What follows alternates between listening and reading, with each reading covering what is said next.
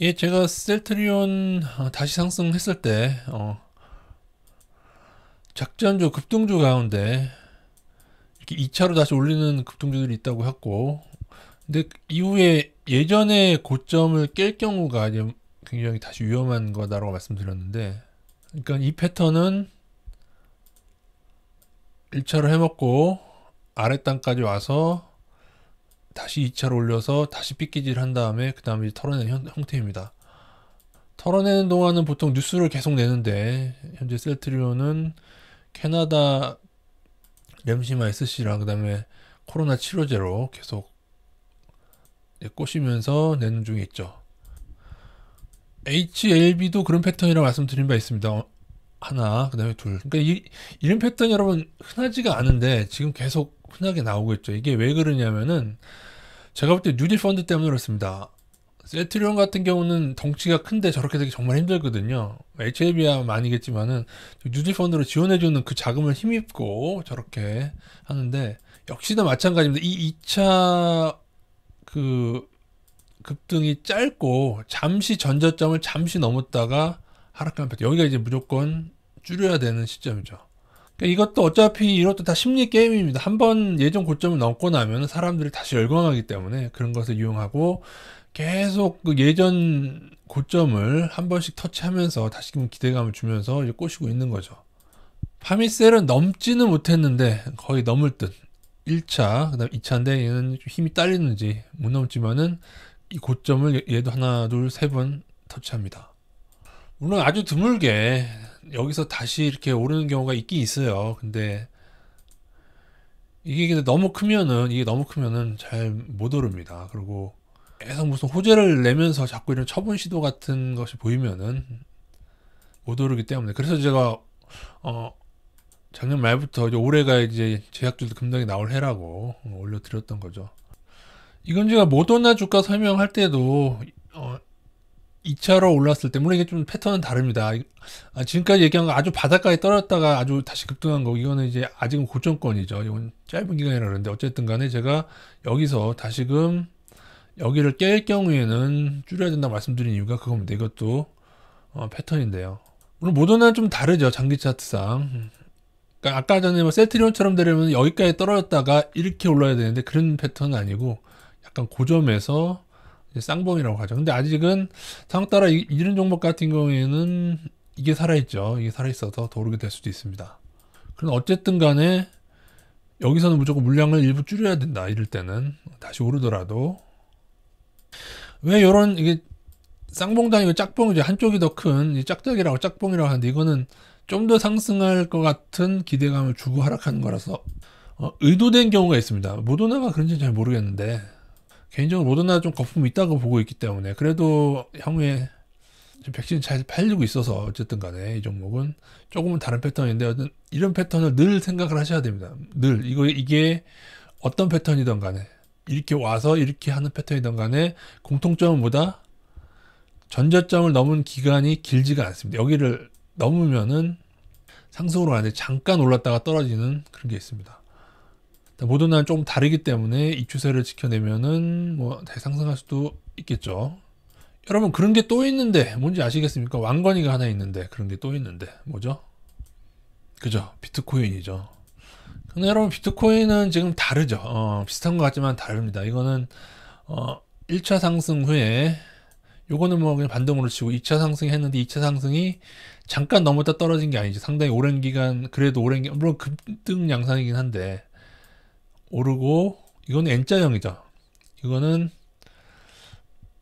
아까 셀트리온이나 무슨 HF처럼 되려면은 살짝 넘는 듯 하다가 이렇게 꼬라 박았어야 되는데 지금은 N자형을 실행하고 있습니다.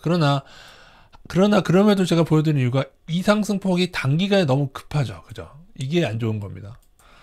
뭐 비트코인이 얼마든지 조작이 가능한 품목이고, 이거는 뭐 주식에 비할 것도 아니고, 얼마든지 뭐 가격 조작, 우리나라 아파트 실거래가 조작할 수 있는 건데 그냥 마음대로 조작할 수 있지 않습니까?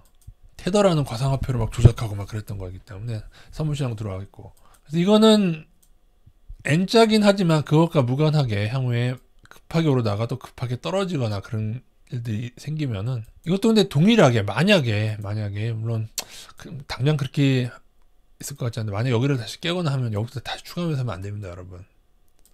근데 비트코인은 좀 다르게 갈 것 같긴 해요. 제 생각에 선물시장 상장하고 선물놀이를 하고 있기 때문에 다르게 갈 건데 늘 너무 단기에 또 그러니까 여러분이 봐도 이거는 비트코인이 정말로 좀 괜찮은 자산이라면은 이런 식의 패턴을 보이지 않아요. 제 생각엔 그렇습니다. 이거는 뭔가 또 이런 식으로 꼬시는 거죠. 이건 꼬시는 건데 꼬시는 원동력이 이제 선물로까지 더해져 가지고 얘네들 훨씬 하기 수월하게 돼버렸다. 그래서 예전 고점을 넘는 듯이 깔아앉는 패턴을 조심하라. 늘 그 생각을 해야 되고, 그러니까 다 여러분 보시면 뭔가 다 급합니다. 그죠? 급하고 여기서는 이제 급하고 이제 막 낼 게 없으니까 코로나 치료제까지 막 내고 그러는데 이건 제가 바라본 견해가 아니고 지금 많은 감염내과 교수들이 지금 이 코로나 항체 치료제에 대해서 평가 절하를 하고 있죠. 그런데도 계속 뭔가 뉴스에서는 띄워주고 막 그렇고 뭔가 이 두 번째를 만들어냈는데 급하다. 물론 이제 셀트리온도 아직은 여기에 깨지진 않아서 이제 이후에는 추가 급락 여부는 여기에 깨지느냐의 여부입니다. 여기서 한 번 더 올라가면서 자꾸 여기를 터치할 수 있습니다. 아까 HLB처럼 파미테처럼 여기를 자꾸 터치하면서 하는데 만약에 못 넘을 경우에 조심하셔야 됩니다. 파미테 보셨죠? 여러 번 터치합니다. 여러 번 터치를 시도하면서 또 기대감을 줄 수 있는데 HLB도 마찬가지고요. 자꾸 기대감을 여러 번 주는데 그죠? 한 번 하고 지금 셀트리온 지금 여기까지 온 상태죠. 향이 반등하더라도 예전에 처음 고점 못 넘으면은 이렇게 된다는 사실을 아셔야 되고 셀트리온 헬스케어도 마찬가지. 셀트리온 헬스케어는 깨진 지 얼마 안 됐는데 여기 마찬가지 패턴이 되겠습니다.